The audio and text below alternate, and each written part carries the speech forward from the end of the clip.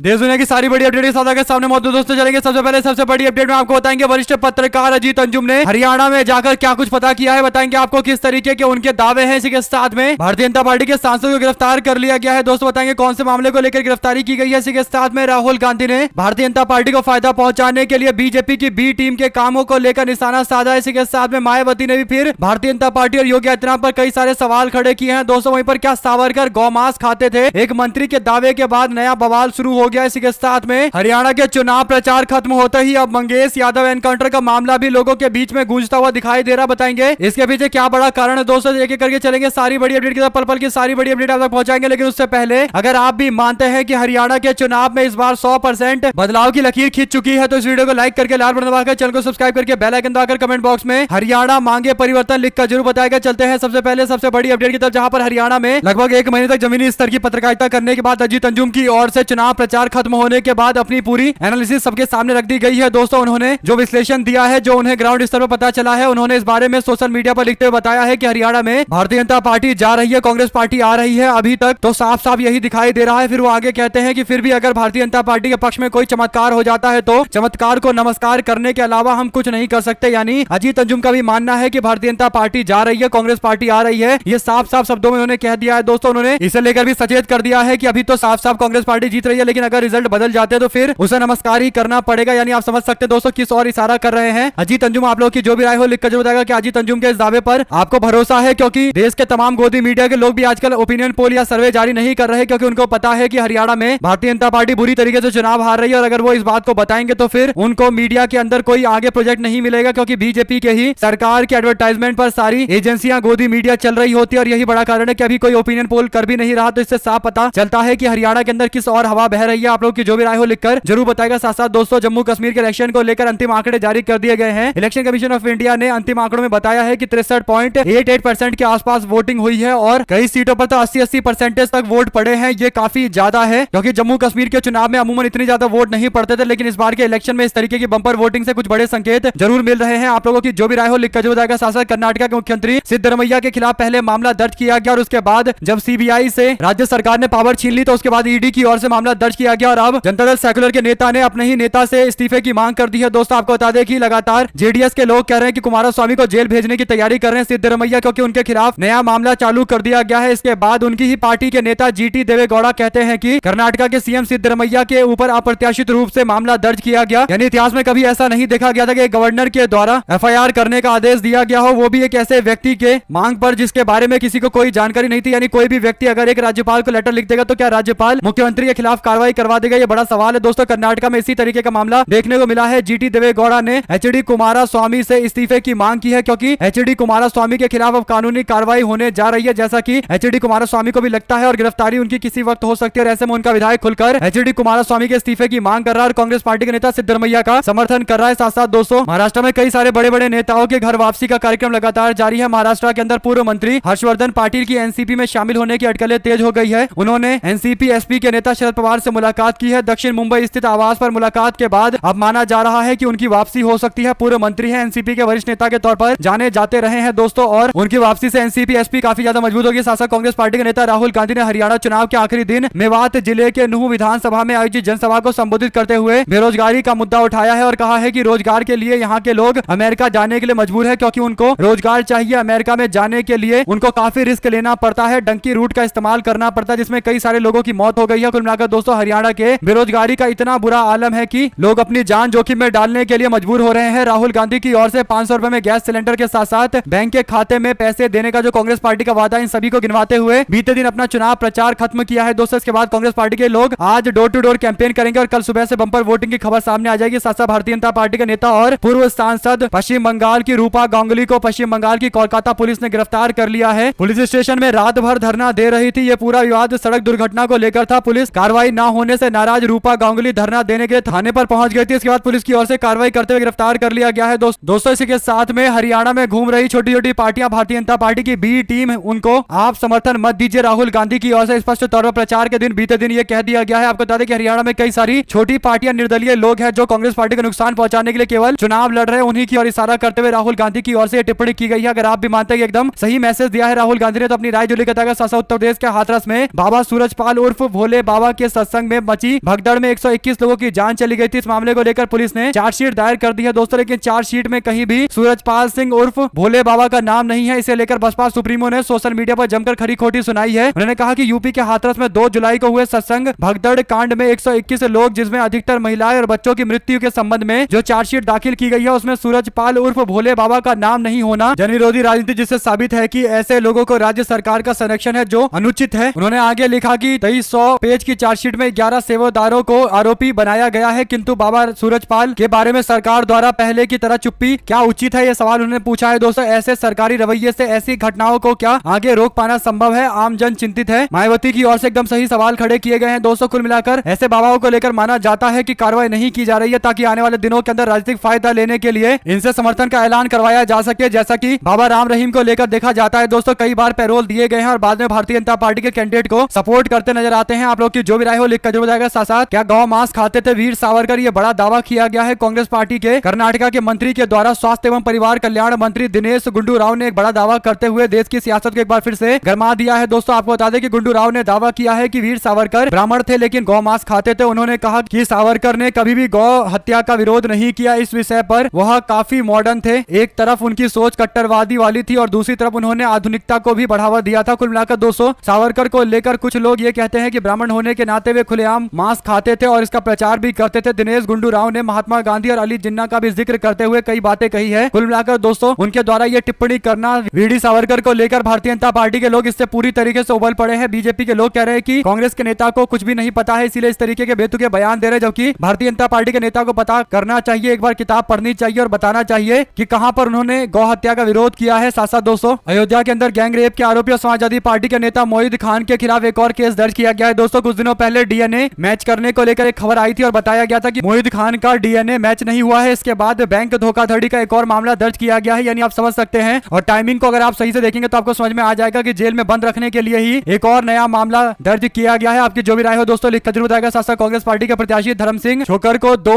अक्टूबर को शाम 6 बजे तक सरेंडर करना था, लेकिन सरेंडर उन्होंने नहीं किया। पुलिस द्वारा गिरफ्तार करने के हाईकोर्ट के निर्देश को लेकर दिन भर चर्चाएं चलती रही। आपको बता दें कि उन्होंने प्रचार करते हुए स्पष्ट कर दिया है कि वो खुद गिरफ्तारी नहीं देंगे, उनके वकील कोर्ट में जाकर गिरफ्तारी के बारे में बात करेंगे। कुल मिलाकर दोस्तों, बीते दिन चुनाव प्रचार का अंतिम दिन था। आज डोर टू डोर कैंपेन होगा, कल वोट डाले जाएंगे। तो ऐसे में अब कांग्रेस पार्टी के प्रत्याशी धर्म सिंह को क्या पुलिस गिरफ्तार करने के लिए आएगी या फिर वो खुद अपने आप ही सरेंडर करेंगे, ये बड़ा सवाल रहेगा। एक और बड़ी जानकारी वाराणसी से सामने आ रही है, जहां पर साईं बाबा की मूर्ति को मंदिरों से हटाया जा रहा है। इस पूरे मामले पर पुलिस की ओर से कार्रवाई की गई है। सनातन रक्षा दल के अध्यक्ष को गिरफ्तार किया गया है। मंदिर के पुजारी के आरोप के बाद यह शिकायत पर कार्रवाई करते हुए गिरफ्तारी की गई है। कुल मिलाकर दोस्तों, एक नया विवाद देश के अंदर करने की कोशिश की जा रही है। साथ साथ हरियाणा के चुनाव को लेकर कांग्रेस पार्टी के मंच पर दिखाई दिए योगेंद्र यादव ने स्पष्ट शब्दों में लोगों को बता दिया कि अगर हरियाणा के यादव समाज के लोगों को लगता है कि भारतीय जनता पार्टी उनके भलाई में काम करेगी तो ऐसा बिल्कुल नहीं है। योगेंद्र यादव ने यादव समाज के लोगों को संबोधित करते हुए कहा कि आप लोगों को एक बार घर जाना चाहिए और घर में जाकर फोन पर मंगेश यादव सर्च मारना चाहिए। मंगेश यादव के बारे में आपको जानकारी इकट्ठा करनी चाहिए, फिर आपको पता चलेगा कि भारतीय जनता पार्टी हरियाणा के अंदर जाट समाज के अगेंस्ट में सारे समाज के वोटों को इकट्ठा करने की कोशिश करती है। 35 वर्सेस 1 का नारा देती है, बांटो और राज करो की रणनीति हरियाणा में अपनाती है। इसी तरीके से उत्तर प्रदेश और बिहार के अंदर यादव समाज के अगेंस्ट में अन्य समाज के लोगों को खड़ा करके फूट डालो और राज करो की नीति पर काम करती है। मंगेश यादव का एनकाउंटर उसी राजनीति का हिस्सा है। कुल मिलाकर दोस्तों, इस पर समाजवादी पार्टी के नेता की ओर से रिस्पॉन्स देते हुए कहा गया कि हरियाणा के चुनाव में हरियाणा का यादव समाज स्वर्गीय मंगेश यादव के फर्जी एनकाउंटर का बदला जरूर लेगा। कुल मिलाकर दोस्तों, भारतीय जनता पार्टी को एक मुश्त वोट हरियाणा के अंदर यादव समाज का मिलता है, इसीलिए भारतीय जनता पार्टी पूरे दक्षिण हरियाणा के अंदर बम्पर जीत हासिल करती आई है। लेकिन इस बार यादव समाज के लोग भारतीय जनता पार्टी से एकदम उन्मुख दिखाई दे रहे हैं और उसके बाद मंगेश यादव का ये मामला सामने आ गया। योगेंद्र यादव की ओर से भी क्लियर मैसेज भेज दिया गया है, तो इससे कहीं ना कहीं वोटों पर काफी प्रभाव देखने को मिलेगा। दोस्तों, साथ साथ उद्धव ठाकरे ने कहा कि हम पिछले 2.5 साल से अदालतों के दरवाजे खटखटा रहे हैं, हमारे हाथ दुखने लगे, हमें न्यायपालिका पर भरोसा है लेकिन अभी हमें न्याय नहीं मिल रहा है, तो फिर अब हम जनता के अदालत में जा रहे हैं, वहीं से न्याय लेकर लौटेंगे। साथ साथ दोस्तों, तेजस्वी यादव ने बिहार के अंदर हो रहे क्राइम को लेकर फिर से भारतीय जनता पार्टी और नीतीश कुमार सरकार पर निशाना साधा है। आपको बता दें कि तेजस्वी यादव ने स्क्रीनशॉट शेयर किया है सारे न्यूज का, जो एक दिन के अंदर बड़े न्यूज की खबरें हैं। दोस्तों, आपको बता दें कि तेजस्वी यादव ने लिखा कि अगर बिहार में माननीय मुख्यमंत्री जी पूर्णतः स्वस्थ हैं तो फिर उन्हें प्रतिदिन सैकड़ों आम जनों के अपराधियों द्वारा ली जा रही नरबली नजर क्यों नहीं आ रही है, ये पहला सवाल है। फिर वो आगे कहते हैं कि क्या वो प्रतिदिन ताबड़तोड़ गोलियों की गड़गड़ाहट और आम लोगों की चीख नहीं सुन पा रहे हैं? क्या वो बिहार के बढ़ते अपराध पर कुछ बोलने के योग्य नहीं है, इसलिए एक लफ्ज भी इस पर नहीं बोल रहे हैं? फिर आगे तेजस्वी यादव ने कहा कि आपके ध्यानार्थ विगत दिनों में बेखौफ बेलगाम अपराधियों द्वारा सभी दलों के नेताओं की गोली मारकर हत्या करने की कुछ खबरें साझा कर रहा हूं, ताकि इस गूंगी बहरी अंधी और अनैतिक सरकार के काले कारनामे सब जाने। बिहार के अंदर जिस तरीके का जंगल राज चल रहा है दोस्तों, उन्होंने सारी न्यूज शेयर करते हुए बताया है कि कैसे दिन दहाड़े नेताओं तक की हत्या हो रही है। इससे पहले तेजस्वी यादव के करीबी के ऊपर भी गोली चलाई गई थी, उनको मुंगेर के अस्पताल में भर्ती करवाया गया है, उनकी जांच लगातार चल रही है। ऐसे कई और मामले सामने आ रहे हैं। साथ साथ बिहार के अंदर जो बाढ़ आई है उस पर ना तो गोदी मीडिया में कोई चर्चा हो रही है दोस्तों, ना भारतीय जनता पार्टी का नेता कोई केंद्र सरकार से सवाल पूछ रहा है और केंद्र सरकार से मदद की मांग कर रहा है। लेकिन मल्लिकार्जुन खड़गे ने केंद्र और राज्य सरकार से राहत और बचाव कार्यों में तेजी लाने तथा बाढ़ प्रभावित लोगों को पर्याप्त मुआवजा सुनिश्चित करने का आह्वान किया है। उन्होंने संदेश देते हुए 17 जिलों के अंदर 15 लाख लोगों के बाढ़ से प्रभावित होने को लेकर ये सवाल खड़े किए हैं। देखते हैं केंद्र की मोदी सरकार कुछ करेगी या नहीं करेगी, क्योंकि डबल इंजन की सरकार राज्य में चल रही है। इसके बावजूद लोग पूरी तरीके से आपदा में पीड़ित हो रहे हैं और पप्पू यादव जैसे नेताओं को मदद करने के लिए हाथ आगे बढ़ाना पड़ रहा है। लेकिन उनकी मदद भी उतनी काफी नहीं है, क्योंकि वो अपने स्तर पर केवल मदद कर पा रहे हैं। सरकार में कोई हिस्सा तो है नहीं, कोई मुख्यमंत्री तो है नहीं जो उनके पास सारे संसाधन हो, लेकिन अपनी जितनी उनकी क्षमता है उस हिसाब से मदद कर रहे हैं। तो ऐसे में सवाल डबल इंजन की सरकार चलाने वाले ड्राइवरों से होना चाहिए। साथ साथ दोस्तों, वायनाड के अंदर इतनी बड़ी आपदा हुई थी, अब मुख्यमंत्री ने खुलासा करते हुए बताया है कि केंद्र सरकार की ओर से पर्याप्त सहायता नहीं मिली है। ये गंभीर आरोप लगाए हैं कर्नाटका के मुख्यमंत्री पिनरे विजयन ने। अगर ये आरोप सही है तो मोदी सरकार जरूर सवालों के घेरे में होना चाहिए दोस्तों। साथ साथ हरियाणा के अंदर मात्र 45 मिनट के अंदर पूरी भारतीय जनता पार्टी की राजनीति फ्लॉप हो गई। ऐसा इसलिए दोस्तों क्योंकि बीजेपी ने पूरे हरियाणा के चुनाव में एक माहौल बनाने का प्रयास किया था कि कांग्रेस पार्टी दलित विरोधी है, केवल जाट समाज के लोग कांग्रेस पार्टी को वोट करते हैं और दलित समाज के लोग कांग्रेस पार्टी को दलित विरोधी समझते हैं। इस तरीके का परसेप्शन बनाने की कोशिश की गई थी। लेकिन राहुल गांधी प्रचार के अंतिम दिन जब महेंद्रगढ़ में प्रचार करने के लिए पहुंचे तब 45 मिनट के अंदर पूरा खेला हो गया। दोस्तों आपको बता दें कि भारतीय जनता पार्टी के हरियाणा के